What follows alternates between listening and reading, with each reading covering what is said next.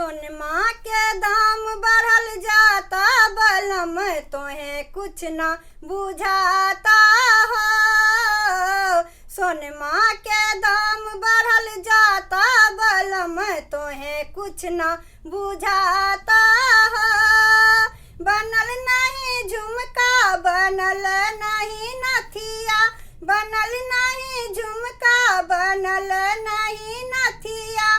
सोची सोची सोच के दिमाग पगलाता बलम तोहे कुछ न बुझाता हो। सोनमा के दाम बढ़ल जाता बलम तोहे कुछ न बुझाता हो। कानी की पौआ के किन दाना पायल, कानी की पौआ के किन दाना पायल। ओकरा त दाम आसमान छुए लागल। सोची सोची सोच के दिमाग चकराता बलम तोहे कुछ न बुझाता हो।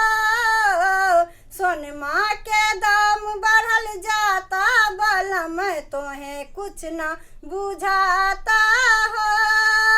कानी की कनबा के किन दाना बाली, कानी की कनबा के किन दाना बाली। जाके बजरिया से आ गईला खाली।